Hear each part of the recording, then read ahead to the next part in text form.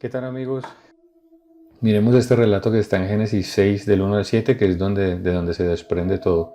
Y aconteció que cuando comenzaron los hombres a multiplicarse sobre la faz de la tierra y le nacieron hijas, viendo los hijos de Dios que las hijas de los hombres eran hermosas, se tomaron mujeres escogiendo entre todas. O sea, hubo una decisión de tener relaciones sexuales entre, digamos, seres celestiales y hombres.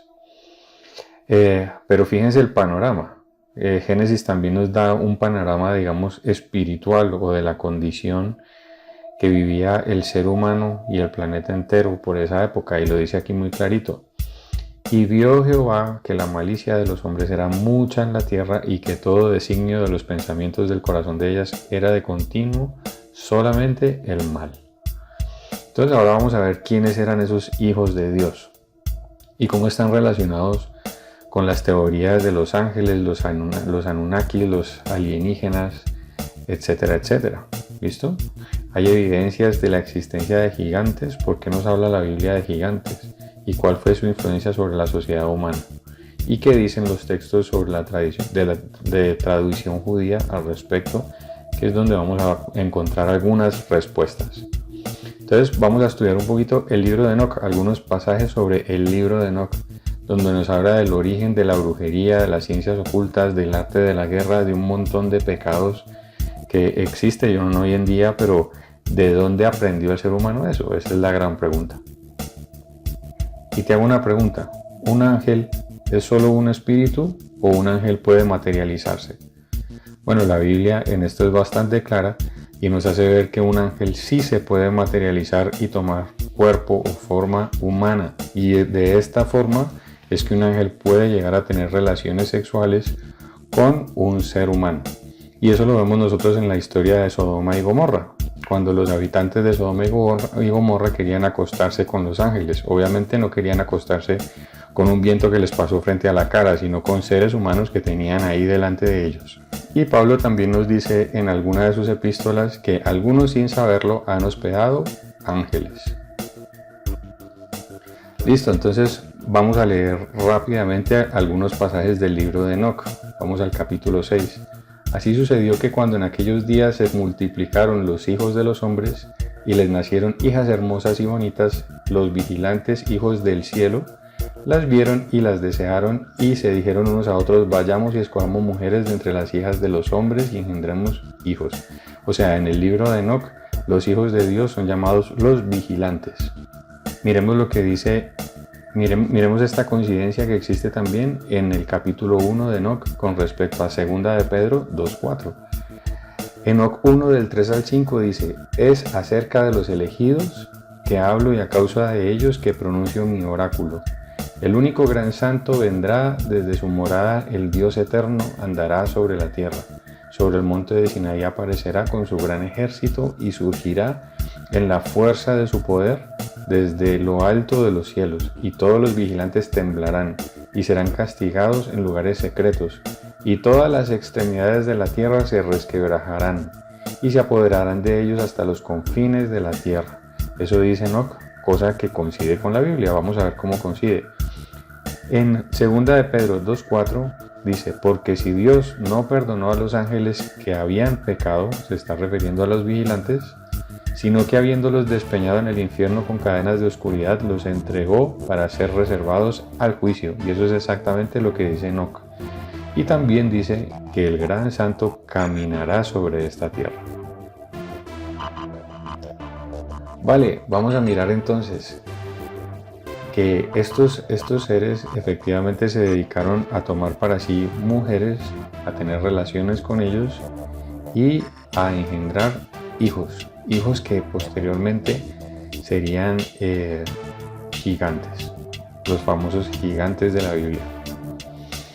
Dice entonces así, Enoc capítulo 7 dice: entonces los gigantes se volvieron contra los humanos y contra todas las bestias de la tierra, contra los reptiles y contra los peces del mar, y se devoraban los unos la carne de los otros y bebían sangre. Dice también, Shemihasa enseñó encantamientos y a cortar raíces. O sea, aquí estamos viendo que los vigilantes, no los gigantes eran los hijos de los vigilantes. Estos vigilantes o hijos de Dios empezaron a enseñarles artes ocultas a sus esposas o a sus mujeres. No eran esposas realmente, sino a sus mujeres. Y aquí tenemos un detalle de qué les enseñaban. Miremos esto que está muy interesante. Chemihasa enseñó encantamientos y a cortar raíces. Hermoni, que era otro vigilante, a romper hechizos, brujería, magia y habilidades afines. Barak-el, los signos de los rayos. Kokab-el, los presagios de las estrellas. Sek-el, los de los relámpagos. Él enseñó los significados. Artagov enseñó las señales de la tierra. Chamsi-el, los presagios del sol. Y Chari, el de la luna.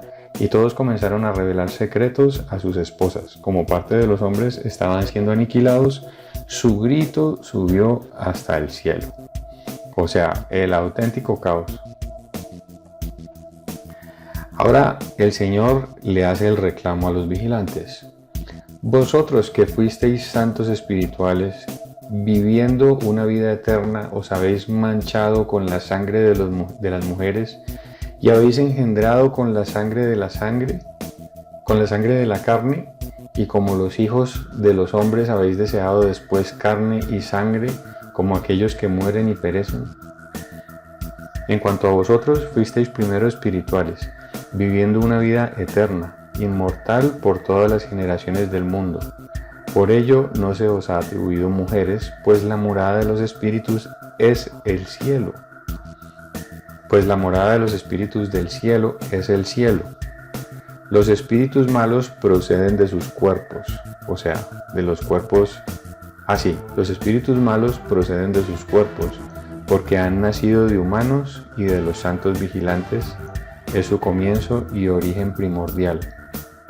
Estarán los espíritus malos sobre la tierra y serán llamados espíritus malos. Los espíritus del cielo tienen su casa en el cielo, y los espíritus de la tierra que fueron engendrados sobre la tierra tienen su casa en la tierra. Y los espíritus de los gigantes, de los nefilim, este término está en la Biblia, que afligen, oprimen, invaden, combaten y destruyen sobre la tierra y causan penalidades, ellos, aunque no comen, tienen hambre y sed y causan daños.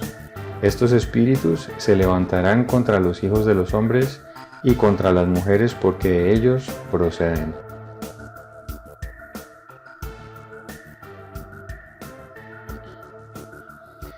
Luego dice finalmente en Enoc 10, versículo 9, procede contra los bastardos y reprobos, hijos de fornicación, y haz desaparecer a los hijos de los vigilantes de entre los humanos, y hazlos entrar en una guerra de destrucción, pues no habrá para ellos muchos días. Es decir, Dios determina que ya no existan más los gigantes sobre la tierra, y esa es la razón por la que hoy en día ya no hay gigantes, pero ya sabemos de dónde vienen y sabemos su espíritu en qué se convirtió, en los actuales demonios. Pero fíjense, ahora busquemos el rastro de los gigantes en la Biblia. Dice Números 13, 32 al 33. Y vituperaron entre los hijos de Israel la tierra que habían reconocido, diciendo: la tierra por donde pasamos para reconocerla es tierra que traga a sus moradores, y todo el pueblo que vimos en medio de ella son hombres de gran estatura. También vimos allí gigantes, hijos de Anac, raza de los gigantes, y éramos nosotros a nuestro parecer como langostas, y así le parecíamos a ellos. Ahora miremos Deuteronomio 3:11, porque solo Og, rey de Basán, había quedado del resto de los gigantes. Este es el último de ellos. He aquí su cama, una cama de hierro, ¿no está en Rabá de los hijos de Amón? La longitud de ella de 9 codos y su anchura de 4 codos, al codo de un hombre. Ahora miremos lo que habla Deuteronomio 3:13. Y el resto de Galaad y todo Basán, el reino de Og, lo di a la media tribu de Manasés, toda la tierra de Argob, todo Basán que se llamaba la Tierra de los Gigantes. Que se llamaba así era porque quienes lo habitaban eran gigantes, claramente. Ahora miremos un poco la huella que dejaron estos Nefilim en Israel. Aunque los Refaitas y Anasitas y Emitas eran pueblos de gigantes y así eran identificados, los gigantes estaban en todas las civilizaciones de la antigüedad. Esto incluye a los amonitas, amorreos, fereceos, jebuseos y todos los que habitaban en la región de Canaán en ese entonces. Así lo indican los múltiples hallazgos de cadáveres de gigantes que se han descubierto recientemente. Ahora creo que ya te puedes dar una idea de cómo eran las cosas en ese entonces y el panorama que había en la tierra de Canaán, sabiendo cómo eran los Nefilim y las cosas que los hombres habían aprendido de ellos y los vigilantes. Aquello era un verdadero desastre. Eran los mismos demonios reinando en la tierra, recibiendo adoración, sacrificios y gobernando sobre los hombres. Es por esta razón que Dios decide eliminarlos. Hablando un poco sobre estos Nefilim, mira la referencia que nos da el arqueólogo Edward Chiera sobre los amorreos, a quienes se les llamaba también por el nombre de Martu, habitantes de la montaña, en sumerio. Los Martu no conocen el grano, los Martu no conocen ni la casa ni la ciudad, los safios de la alta estepa. Los Martu que desentierran las trufas salvajes de montaña, poco deliciosas, no se inclinan para cultivar la tierra, comen carne cruda y no tienen casa durante toda su vida. No se entierran tras su muerte. Los Martu son un pueblo saqueador con los instintos de las bestias salvajes. Así eran los amorreos, pueblo de gigantes o nefilim. Así que finalmente tenemos aquí que podemos hacernos unas preguntas claves, y es que realmente quiénes eran estos Anunnakis de los que se habla tanto en alienígenas ancestrales.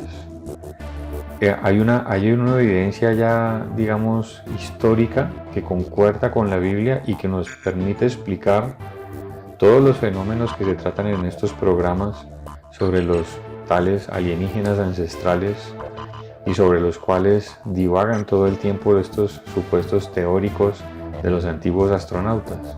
Y es que realmente se trataba de ángeles que se reprodujeron en mujeres, seres humanos, y eso hizo que la genética humana cambiara completamente, engendrando a estos seres. Y el hecho de que aparecieran post-diluvio, en una etapa post-diluvial, significa que estas relaciones sexuales entre ángeles y seres humanos no se detuvieron, sino que entre el diluvio y la llegada de Israel a la tierra prometida pasaron 1000 y pico de años. Por tanto, vemos que la existencia de la vida extraterrestre no va necesariamente en contra de la Biblia, y podemos encontrar de hecho las evidencias de la influencia de los vigilantes y de los nefilim en todas las culturas mesopotámicas. Así que de esta forma podemos ver que la Biblia sigue teniendo respuestas en medio de un mundo que no quiere escucharlas.